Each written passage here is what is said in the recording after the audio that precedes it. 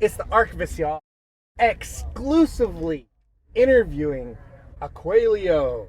No doubt, no doubt. And who is the Prophets of Truth, Leo and Aquarius, the dangerous MC duo straight out of Houston, Texas, Aqualeo. In the flesh, baby. First off, priceless, AC High, reiterate that. AC doesn't really talk, he's the artistic side of it, the musical creator. I'm the voice, so I'll be directing the interview. And Priceless and AC High, what got you guys started before connecting with Ray, Swisha House, and before those times?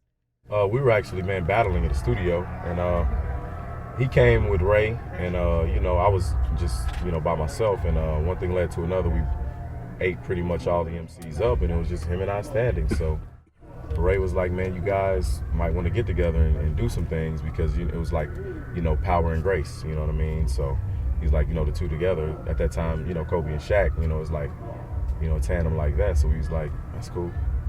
We can do that. So as we went more and more dealing with one another, a lot of things started to take shape. As you know, we're from Houston. So a lot of people don't understand that terrain is NASA. It's comets, rockets, spaceships, all of that. So it seems star-crossed, you know what I mean? So we found out, did more research into astrology, found out our signs connected, you know what I mean? Between the, two Leos and the Aquarius, and man, we just 6'11", 17, and we've been running it ever since. You know what I mean? So just like the Libra and the Aquarius. No doubt, no doubt. And what's interesting about that is, like, a lot of people don't realize, like Dr. Dre, he's operating in that pyramid, because Ice Cube is June 15th, which, he broke records, and Tupac is June 16th, you know what he did, and now Kendrick Lamar is June 17th. You know what I mean? Snoop and Eminem are both Libras. So he operates within that house of air, man. Real talk. And throwback to the classic Cadillac Sip and Get High with Paul Wall and Passenger Seat, and then the Blue Flame.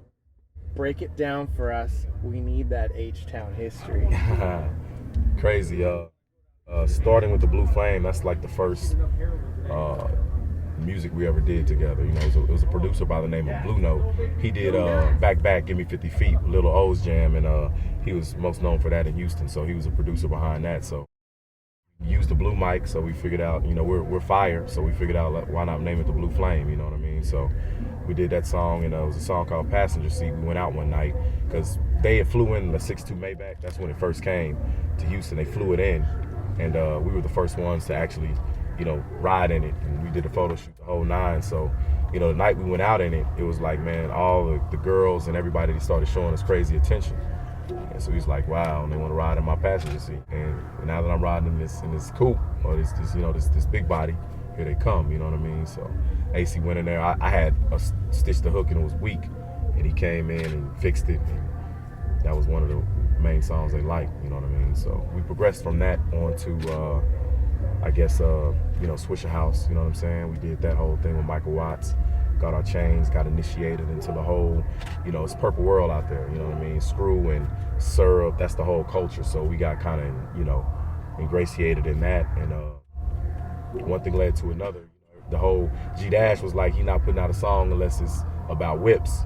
So that's why we came with Passenger Seat, and then later Cadillac, because that was the whole thing. So, ACF, I had a sample from a mixtape that I did, and he heard a beat, and he was like, put it together. We put it together, and everybody loved it. So, that did what it did, and it never got put out. Jeezy put it on his Gangsta Grills mixtape, and it got a lot of notoriety. So eventually we parted ways with the Swisha House, you know what I'm saying, shortly thereafter, and became free agents once again. And the album, Starstruck, how was the project, and any highlights on Houston, Texas that you guys would like to share? Mike Jones! Who is Mike Jones? Where is Mike Jones? But in all actuality, Starstruck it's unreleased. We're going to release it here pretty soon. It's just like a throwback. Like I said, when that deal fell through with Warner Brothers and Swisha House, man, we kind of just put everything on the shelf, and that's when we found ourselves, you know what I mean? Because we knew we could make certain music, but we didn't have the substance that we know in our own personal walks to be true. So, we did a lot of soul searching, and then, we pretty much came back with a, dynamic duo, and adding that extra layer of substance. And onto the mixtape, Michael Jackson was your Jesus. What were the people saying? And Trapper's Nightmare, you guys be rolling in that music. First, Trapper's Nightmare came first.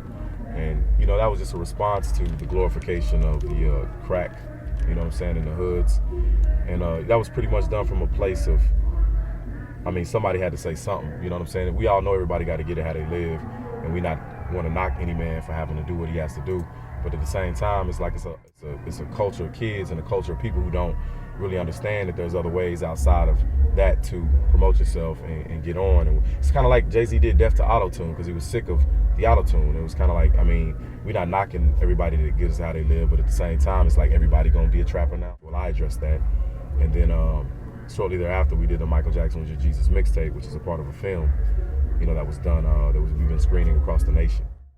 And, it's a bit of a controversy behind that because a lot of people don't really understand a Christ or a Christ-type figure that comes to the earth, And if they come to the earth, wouldn't it represent all people, Wouldn't it be the most brightest star for everybody to look at, just to teach us maybe something very fundamentally simple is we all are one, come together. Michael was black, white, he was a man, he was a woman, he was a child man, a man-child, known in Hinduism and other arts as the supreme being. The Archangel Michael is also known as the supreme being in Jehovah's Witness. So it's like when we put all that together and just looking at his personal walk, man in the mirror, heal the world, it doesn't matter if you're black or white, we are the world, we are the children. You started to see the crystallization of his message not only take place in the hearts of men, but over the world. It's never been a global figure like that. So when you look at the record books, he's like by far ahead of anybody. He sold estimated between 750 to 1 billion records. And when you look at his plight and his platform, you have to ask yourself, where have you seen another human being like that? The only thing we can liken it to is a story that we heard, because we didn't see Jesus, we only heard a story about it. But we look at Michael in our time and we can see what he's done. He's represented all of humanity with his entertainment exploits. He didn't walk on water, but he walked on the moon. You see what I'm saying? So, when you look at that dynamic, he raised the dead in Thriller, right? And that's the most popular album today. So when you look at it from a metaphysical perspective and change up your perspective, you can really see like, wow, did we just witness this in our lifetime?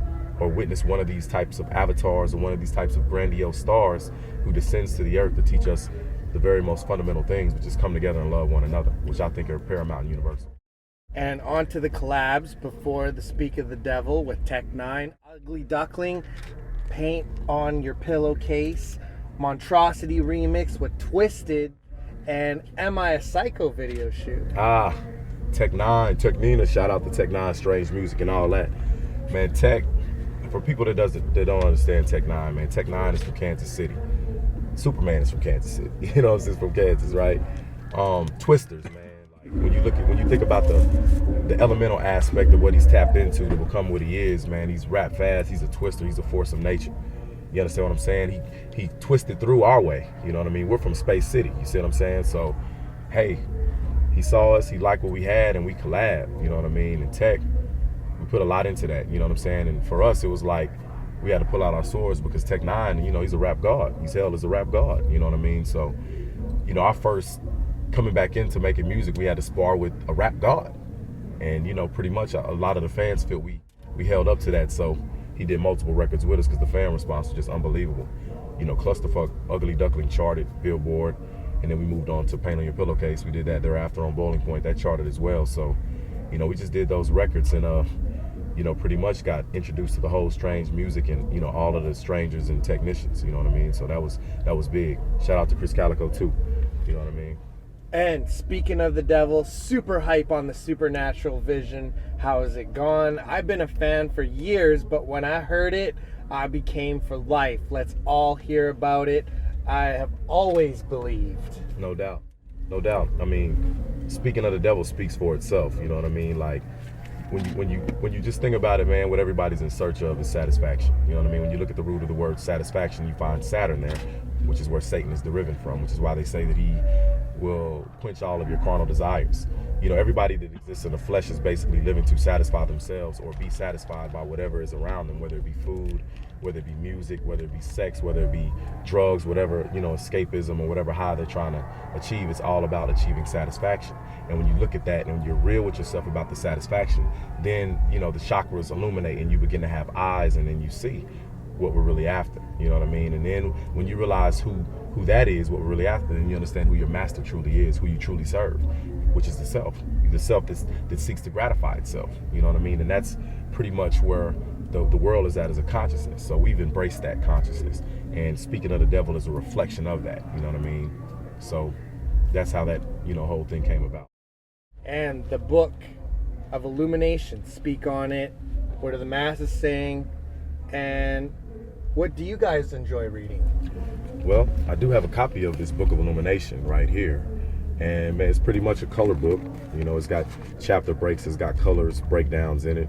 It's pretty much all of religion. You know what I mean?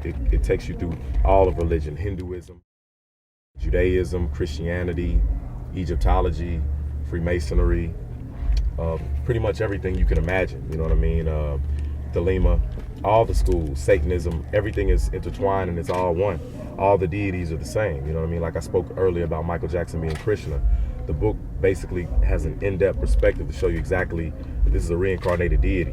Whether you knew about them or not, the lifestyles and everything that they did are parallel. So the book explores that, as well as many other deities that are known stars of today. So pretty much the fan responses have been shocking. Everybody's blown away because it's unbelievable. If you read it and you see it, it's really unbelievable. It can't be this simple, and it really is. You know what I mean? So I encourage y'all, you know, anybody that's on a quest to find God, their God, which is finding themselves. But outside of your God, there are deities that have been written about because they are epic splashes every time that they live. And they're called immortal because every time they live in the exact same way that they had before. If your eyes open, you can see them. And any process you can tell us about with the book, like how long it took to make? You know, like I said, man, I started out, I've been basically, I feel like I was sitting here to do this, you know what I mean? Pretty much because I've been studying religion my whole entire life, you know what I mean? So I got to the point to where I got out of being religious and just looking at religions. And when you looked at religions, it was patterns that were in all religions that equal, it's like an equation. And then there's cryptic code within the Bible that has like paragraphs that jump out that once you connect them, it really tells you what it is. It's like a key. It's not what people think.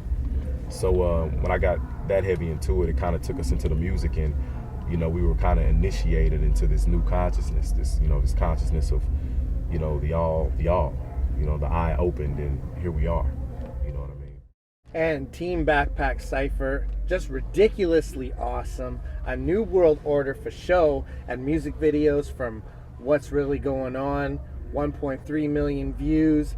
Monkey See, Monkey Do, Marriage, Go Hard. Speak on the buzz on this. Wow, it's been incredible. I want to say something, man. I want to take the time to say something. Like, you know, I'm, as you can tell, I speak. You know what I mean? I know what I speak on. That's why I'm a speaker. But this guy right here he's ultra amazing with the lyrics. You know what I'm saying? Sparring with this guy for 10, 12 years has made me the MC that I am today. You know what I mean? He's incredible. His name is AC High. That's his real name. Like, a lot of people don't know that the ace it's the high card. His name is AC High. Like, he's a manifestation of nature.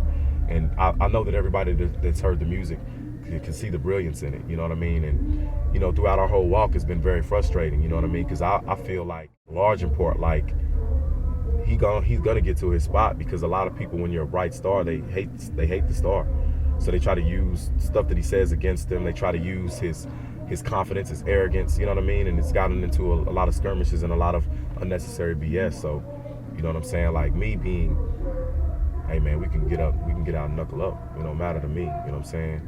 Kind of like, you know, catching his back and then him catching my back to be like, man, I'm get on your ass, you know what I'm saying, on these raps, you better come with it. It's kind of developed into the synergistic, you know, things that y'all have been hearing, and how we go back and forth, and the chemistry of one another, you know what I mean? Because in a sense, we all we have. I want to take the time out to just say that so people can really understand and really know we're a duality, you know what I mean? And we work together, you know what I mean? And we make it happen, you know what I'm saying?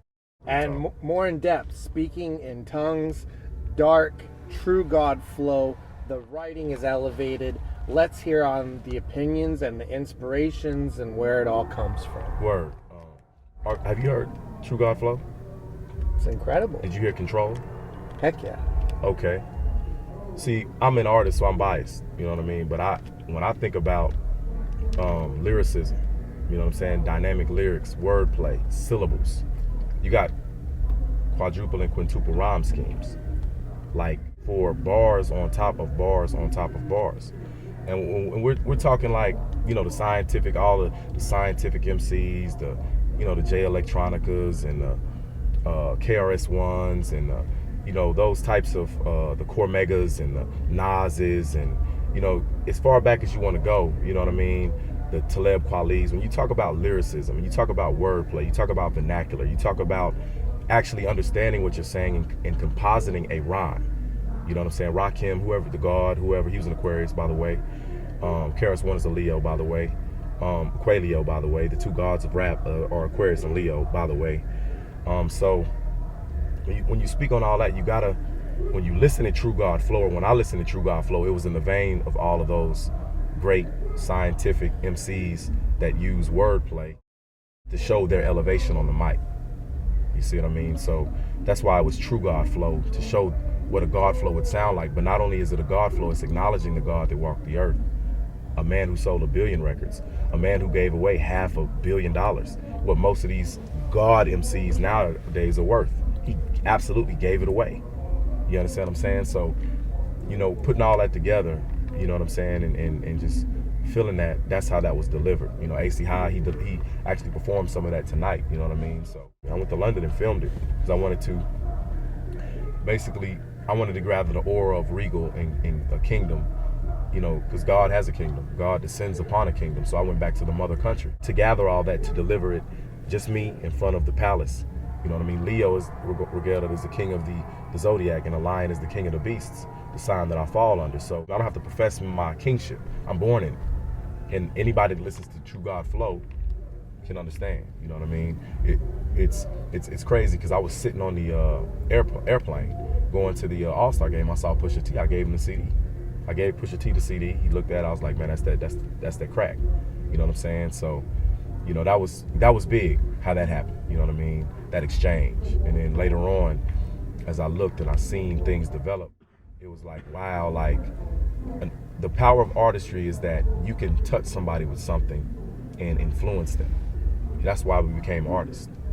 You could touch somebody with something, a seed, and then you could watch it germinate and watch it transform and turn into something else, and that's exactly what happened. So, you know what I'm saying? That True God Flow that's one of our, me and AC always make it a point to, you know, like what's really going on, Lou Cypher, True God Flow, just to show skill on that level.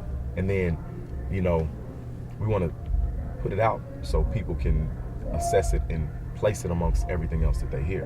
And let's judge that, you know, so, word. And the new record, let's hear what's next. Too insane. Man, we got a couple of great records, man. We did a lot of great collabs. We did one with Kung Fu Vampire. We did another collab with Mayday on this new EP. That's off the chain. We got Black Pegasus, Jeff Turner. These are up and coming. Black Pegasus, he's running his set in Colorado, but Jeff and Turner's upcoming. And you know, we got Trez, he's up and coming too. He's one of Brother Lynch's proteges. So we pretty much we connected with a lot of different, you know, artists on it to give it that flavor. You know, it's reminiscent, not that it's on the same level, but it's reminiscent on when Pac did All Eyes on Me, and he went and got, you know, artists that are in the Bay, Sibo and Rappin' Forte, who were known where they were, but necessarily didn't have the multinational shine that he had. So even though I know it's not on that level, it's in the vein of that same thought process, you know what I mean? So. And the Lost Cities, Hostile Takeover, Independent Powerhouse, and next is Abominations and Fright Fest, the best tour and largest crowd you've ever rocked. Oh wow, yeah, it's gonna be crazy. You know, Twisted, man, they saw the Team Backpack Cypher, and they pretty much, man, they extended their hand to us. And man, we got into a riot in Red Deer, you know what I mean? Like, full-blown riot. They got off stage. It was us faced off with security guards. It was pushes. It was punches thrown. It was it was crazy. We were faced off, and man, they had our backs, and it was crazy because, you know, we didn't want to take off our hoodies because it's cold. We're from Texas. We're up in Canada, and of course we sweat, so we have our hoodies on. He's telling us to take our hoodies off, and we've been at 6. I was like, we're not taking the hoodies off, and man, I'm telling these dudes, man, came off stage and was like, we're gonna cancel our show and cut everything off if you don't leave our people alone. You know what I mean? It was. I have the utmost respect for those guys, man. You know, they put us on, you know, their new mixtape, A New Nightmare, on a Monstrosity song with a legend of the underground, ABK. That was live, you know what I'm saying? We enjoyed that look, and you know, invited us out on this tour, you know what I mean? So we're definitely gonna do the next half of it on the West Coast and really rock out, like you said, with those huge crowds, man. So it's gonna be good, man. It's gonna be real good. And for your guys' career, the largest crowd you've ever rocked in all the history of Aqualeo?